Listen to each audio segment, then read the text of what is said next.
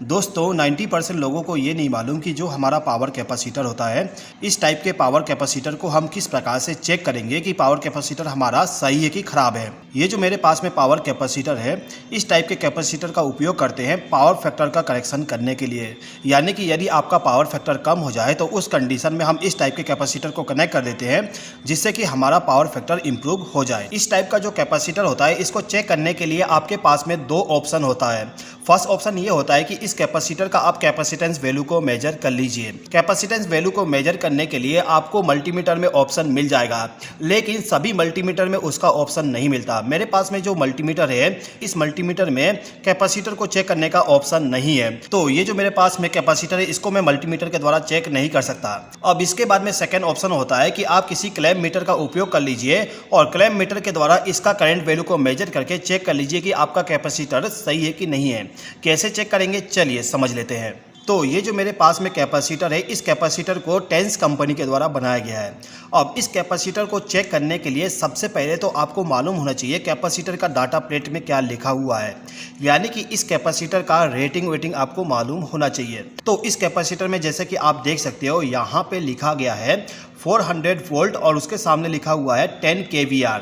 यानी कि इस कैपेसिटर को जब हम 400 वोल्ट का पावर सप्लाई देंगे तो उस कंडीशन में इस कैपेसिटर का कैपेसिटेंस वैल्यू जो होगा वो होगा 10 kVAR। उसके बाद यदि आप इसी कैपेसिटर को 415 वोल्ट देते हो तो इस कंडीशन में इस कैपेसिटर का कैपेसिटेंस वैल्यू हो जाएगा 10.76 kVAR।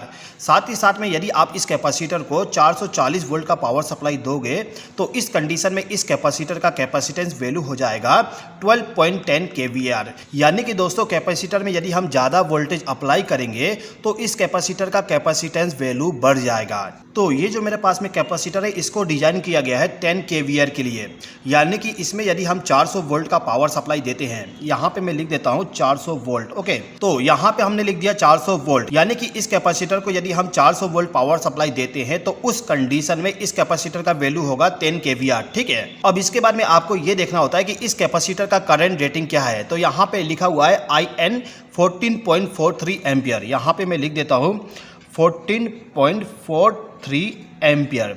यानी कि यदि हम इसमें 400 वोल्ट अप्लाई करते हैं तो इस कंडीशन में 14.43 एम्पियर इसका करंट रेटिंग होगा।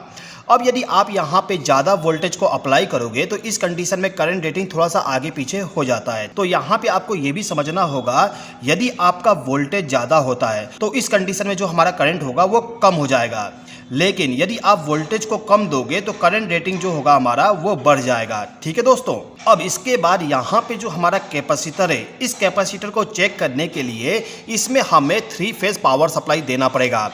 3 फेज पावर सप्लाई देने के लिए यहाँ पे 3 टर्मिनल है। इन तीनों टर्मिनल पे हमें RYB तीनों फेज को लाके कनेक्ट करना पड़ेगा। तो इन तीनों टर्मिनल पे मैं 3 फेज पावर सप्लाई को कनेक्ट कर देता हूँ, उसके बाद हम इसको चेक करेंगे। ओके, तो ये जो मेरा कैपेसिटर है, इस कैपेसिटर को पावर सप्लाई देने के लिए मैंने एक MCB का इस्तेमाल किया हूँ। इस MCB के द्वारा मैंने 3 फेज पावर सप्लाई को लाके इस कैपेसिटर के साथ में कनेक्ट कर दिया हूँ। आप देख सकते हो RYB तीनों फेज को लाके कनेक्ट किया गया है।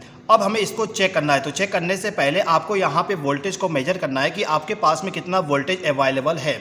तो इसके लिए मैं यहाँ पे क्लैंप मीटर का इस्तेमाल करूँगा। इस क्लैंप मीटर को मैंने AC वोल्टेज पे सेलेक्ट कर लिया। अब इसके बाद में मैं क्या करूँगा, जो मेरा क्लैंप मीटर का दोनों प्रोब है, इसको ले जाके जो मेरा MCB है इसके इनकमिंग टर्मिनल पे कनेक्ट करूँगा। तो यहाँ पे कनेक्ट करने के बाद आप देखोगे हमें यहाँ पे वोल्टेज मिल रहा है 430 वोल्ट। मैंने अभी के टाइम पे Y और B फेज़ के बीच में वोल्टेज को चेक कर रहा हूँ। अब मैं R और B फेज़ के बीच में वोल्टेज चेक करता हूँ तो आप देखोगे यहाँ पे भी हमें 430 वोल्ट के लगभग में मिल रहा है और R और Y के बीच में हमें 430 वोल्ट मिल रहा है। यानी कि अभी के टाइम पे मेरे पास में 430 वोल्ट है।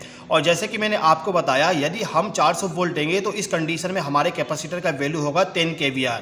अब यहाँ पे हम 430 वोल्ट दे रहे हैं तो इस कंडीशन में कैपेसिटर का वैल्यू थोड़ा सा बढ़ जाएगा। और साथ ही साथ में जो करंट रेटिंग है, ये वाला करंट रेटिंग, ये हो सकता है कि थोड़ा सा ज़्यादा हो जाए या फिर कम हो जाए। चलिए एक बार चेक कर लेते हैं। तो यहाँ पे हमें क्या करना होगा, जो हमारा क्लैंप मीटर है, इस क्लैंप मीटर को हम एम्पियर वाले पोजीशन पे सेलेक्ट कर लेंगे। मैंने AC एम्पियर को सेलेक्ट कर लिया। इसको सेलेक्ट करने के बाद मैं क्या करूँगा, मेरा जो क्लैंप मीटर है इसको B फेज़ के साथ में कनेक्ट कर दिया। ठीक है, मैंने अभी B फेज़ के साथ में इस क्लैंप मीटर को कनेक्ट किया हूँ। अभी मेरा पावर सप्लाई ऑफ है। मैं MCB के पावर सप्लाई को ऑन कर देता हूँ। एमसीबी के पावर सप्लाई को ऑन करने के बाद आप देखोगे यहाँ पे 14.8 एम्पियर हमें मिल रहा है। तो मैं यहाँ पे लिख देता हूँ कि जो हमारा बी फेज का पावर सप्लाई है इसमें हमें 14.7 एम्पियर मिल रहा है। ओके, अब मैं यहाँ पे दूसरे फेज में करंट को चेक करूँगा। तो मैं यहाँ पे वाई फेज में कैलरीमीटर को कनेक्ट कर देता हूँ। तो यहाँ पे आप देख सकते हो हमें करंट मिल रहा है 14.6 एम्पियर। तो मैं यहाँ पे लिख देता हूँ 14.6 एम्पियर। ओके, अब मैं इस कैलरीमीटर को आर फेज में कनेक्ट कर देता हूँ। अब ये जो मेरा आर फेज का कोर है इसमें आप देख सकते हो करंट हमें मिल रहा है 14.8 एम्पियर। तो मैं यहाँ पे लिख देता हूँ 14.8। ओके, तो जैसे कि आपने देखा जो हमारा आर फेज था उसमें हमें 14.8 एम्पियर मिला, वाई फेज में हमें 14.6 एम्पियर मिला और बी फेज में हमें 14.7 एम्पियर मिला। अब ये जो मेरा कैपेसिटर था इस कैपेसिटर के ऊपर में लिखा हुआ था 14.43 एम्पियर। ये जो करंट रेटिंग लिखा हुआ था वो लिखा हुआ था 400 वोल्ट के लिए, लेकिन हम यहाँ पे अप्लाई कर रहे थे 430 वोल्ट।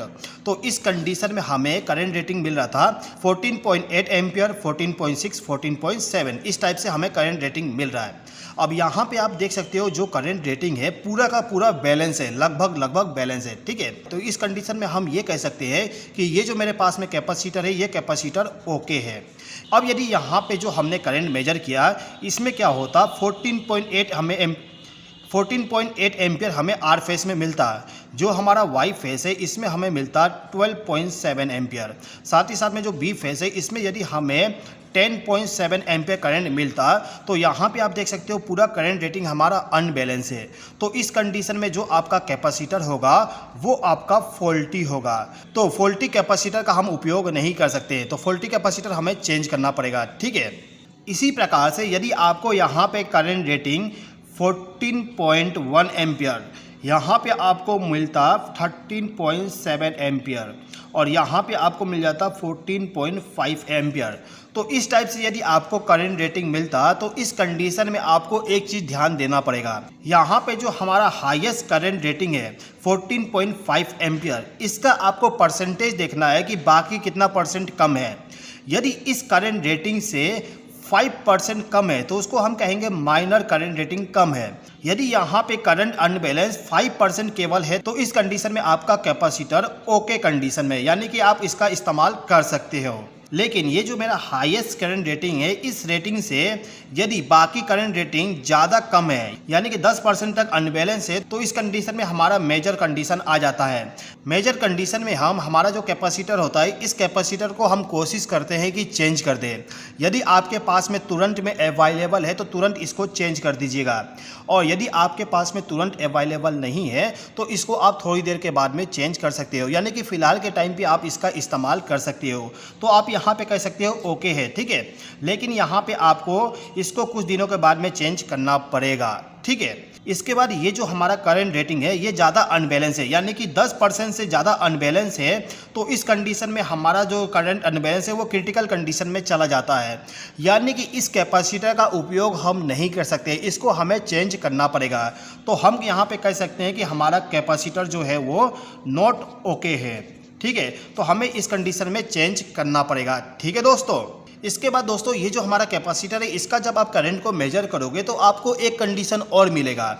उस कंडीशन में होगा क्या, जो हमारा आर फेस है इसमें आपको 10 एम्पियर करंट मिलता है, वाई फेस में भी आपको 10 एम्पियर करंट मिलता है, बी फेस में भी आपको 10 एम्पियर करंट मिलता है, यानी कि जो रेटेड करंट है उससे करंट रेटिंग कम है। हमें यहाँ पे 4 एम्पियर करंट कम मिल रहा है, लेकिन सभी के सभी करंट रेटिंग हमारा बैलेंस है। तो इसको हम क्या समझेंगे, तो दोस्तों देखिएगा, यदि आपका करंट रेटिंग कम है और सभी करंट रेटिंग बैलेंस है तो इस कंडीशन में जो हमारा कैपेसिटर होता है, कैपेसिटर हमारा ओके कंडीशन में है। लेकिन इस कैपेसिटर का जो कैपेसिटेंस वैल्यू है, जैसे कि मैंने आपको बताया, ये जो मेरे पास में कैपेसिटर है ये कैपेसिटर मेरा 10 kVAr का है। तो ये जो मेरा कैपेसिटर है यदि इसमें करंट रेटिंग मुझे 10 एम्पियर मिल रहा है तो मेरा जो कैपेसिटर है इस कैपेसिटर का जो कैपेसिटेंस वैल्यू है वो कम हो जाएगा, यानी कि 10 kVAr के जगह पे हो सकता है कि इसका कैपेसिटेंस वैल्यू 7 kVAr हो गया हो। या फिर हो सकता है कि 8 kVAR हो गया हो, यानी कि आपका जो ओरिजिनल कैपेसिटेंस वैल्यू है उससे कम हो चुका है। ठीक है दोस्तों, तो दोस्तों ये जो मेरा कैपेसिटर है, इस कैपेसिटर को अभी हमने एक क्लैंप मीटर के द्वारा चेक किए कि हमारा कैपेसिटर सही है कि नहीं। इस कैपेसिटर को आप मल्टीमीटर के द्वारा भी चेक कर सकते हो। अभी मेरे पास में उस टाइप का मल्टीमीटर नहीं है जिसके द्वारा मैं इसको चेक कर सकूं। जब मेरे पास में उस टाइप का मल्टीमीटर आ जाएगा तब मैं फिर से एक वीडियो बना दूंगा जिसमें मैं एक्सप्लेन करूंगा कि हम किस प्रकार से एक मल्टीमीटर के द्वारा कैपेसिटर को चेक करते हैं। दोस्तों यदि आपको इस वीडियो में कुछ नया सीखने को मिला हो तो प्लीज़ इस वीडियो पर लाइक, शेयर और कमेंट कर दीजिएगा। और यदि आपने अभी तक हमारे चैनल को सब्सक्राइब नहीं किया तो सब्सक्राइब भी कर लीजिएगा। इस वीडियो को देखने के लिए धन्यवाद।